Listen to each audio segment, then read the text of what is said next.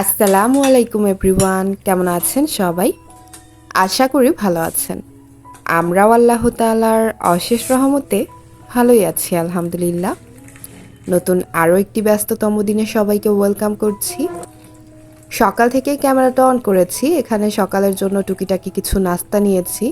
আজ কিন্তু নাস্তা তৈরির তেমন কোনো ঝামেলায় যায়নি, চটজলদি যা হয় তাই করে খেয়ে নিয়েছি। চায়ের সাথে টোস্ট আর হচ্ছে কিছু ডিম সেদ্ধ করেছিলাম, আম ছিল, কলা ছিল, তো সব মিলিয়ে ঝিলিয়ে নাস্তাটা করে নিয়েছি। নাস্তার ঝামেলায় না যাওয়ার একটা কারণ তো আছে, সেটা একটু পরে শেয়ার করছি। আর সকাল সকাল কিন্তু আমি টুকিটাকি একটু রান্নাও বসিয়ে দিয়েছি। এখানে হচ্ছে ডিম দিয়ে চিচিঙ্গা ভাজি করব। তো এর জন্য পেঁয়াজটা ভেজে নিয়ে দেন আমি ডিমটাকে আগে ভেজে নিচ্ছি ভালোভাবে। আমার কাছে আবার দেখা যায় চিচিঙ্গাগুলো ভাজি করার পর যে ডিমটা অ্যাড করে সেই ভাজিটা বেশি মজা লাগে, বাট সোহার বাবা আবার ওভাবে খেতে চায় না, তার কাছে নাকি গন্ধ লাগে। তো সে আবার হচ্ছে এভাবে আগে ডিমটা ভেজে নিতে বলে, তো তার পছন্দ অনুযায়ী রান্নাটা করলাম। আর চিচিঙ্গাগুলোকে আগে ভাপ দিয়ে নিলে বেটার হতো, বাট অতটা সময় নেই। চটজলদি যেভাবে হয় করে নিচ্ছি, আজ প্রচুর কাজ আছে বাসায়।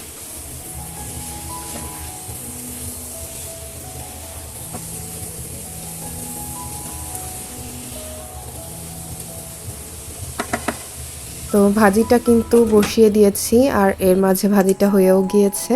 তো বাটিতে ভাজিটাকে বেড়ে আমি সরিয়ে রাখলাম। আর এখন চুলায় ডালও বসিয়ে দিচ্ছি।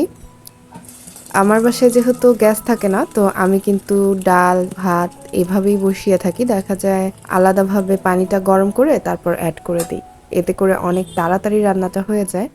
আর এদিকে হচ্ছে কাউন্টার টপটার খুবই নাজেহাল অবস্থা। এখানে গতকাল রাতে কিছু বাজার আনা হয়েছিল, সেগুলোও গোছানো হয়নি।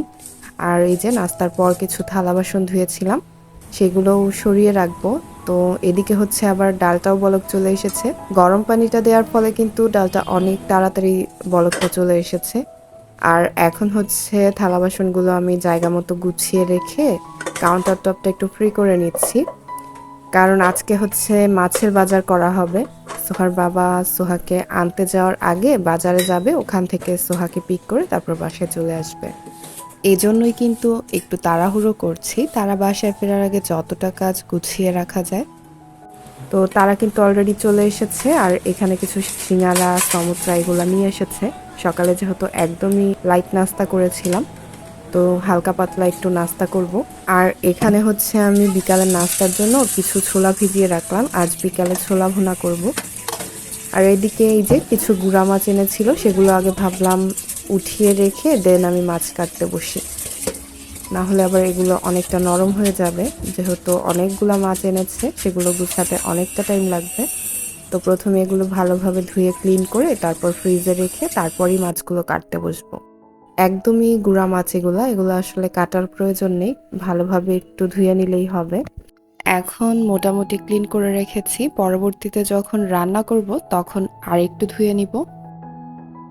এ ধরনের ছোট মাছগুলো ক্লিন করাটা কিন্তু চারটেখানি ব্যাপার না। আসলে কাটতে হয় না ঠিকই, বাট এগুলোর সাথে অনেক ময়লা থাকে, ছোট ছোট শামুক পাতা, তো সেগুলোকে বেছে ক্লিন করতে কিন্তু অনেকটা সময় লাগে।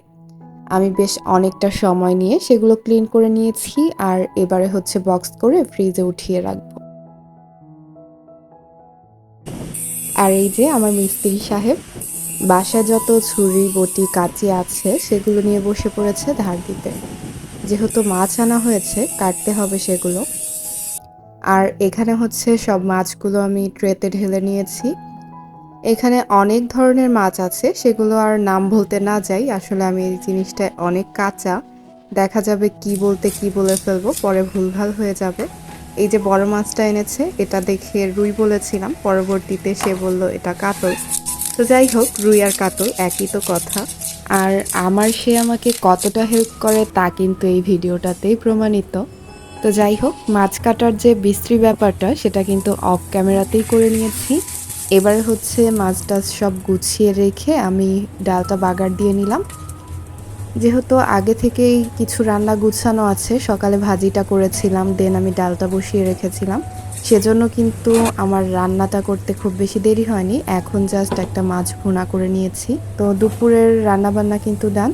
এবারে হচ্ছে বিকেলের জন্য ছোলাটা আমি সেদ্ধ বসিয়ে দিলাম।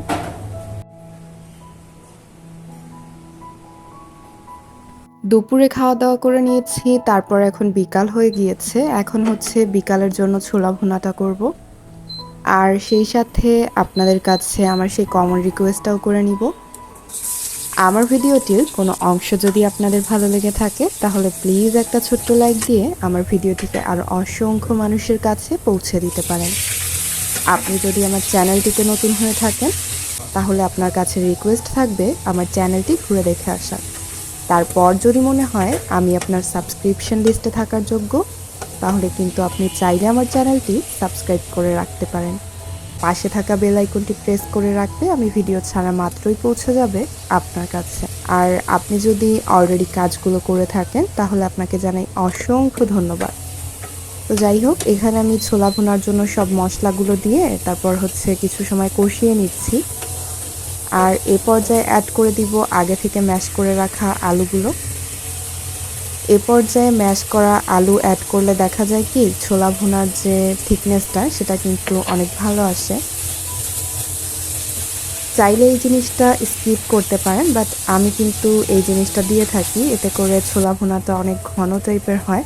আর এখন হচ্ছে একটু টমেটো কেচাপ অ্যাড করে দিলাম। মশলাটা ভালোভাবে কষিয়ে দেন আমি ছোলাগুলো অ্যাড করে দিব। আমার বাসায় দেখা যায় ছোলা ভুনাটা আমার শ্বশুর মশাইয়ের বেশি পছন্দ। এটা হলে তার আর কিচ্ছু প্রয়োজন নেই, এক বল মুড়ি নিয়ে বসে পড়বে আর নিমিষেই শেষ করে ফেলবে। তো যাই হোক, এখানে আমি কিছু কিউব করা আলুও অ্যাড করে দিয়েছি। এখন মনে হতে পারে এখানে তো ছোলার চেয়ে আলুর পরিমাণই বেশি। আসলে আমার বাসায় আলুটা সবাই বেশি পছন্দ করে। সোহার বাবা আর সোহা তো আলু না দিলে খাবেই না। তো তাদের জন্যই কিন্তু সব তরকারিতেই আমি আলুটা একটু বেশি অ্যাড করি। তো যাই হোক, এবারে হচ্ছে গার্নিশিংয়ের পালা। এখানে আমি ছোলাগুলো সার্ভ করে নিয়েছি আর ওপরে দিয়ে দিলাম কিছু পেঁয়াজ বেরেস্তা, সাইড দিয়ে দিয়েছি ধনেপাতা। দেখতে কিন্তু দারুণ হয়েছে লুকটা, তাই না? তো যাই হোক, আজকের মতো এখানেই বিদায় নিয়ে নিব। সবাই ভালো থাকবেন, সুস্থ থাকবেন। আল্লাহ হাফেজ। আসসালামু আলাইকুম।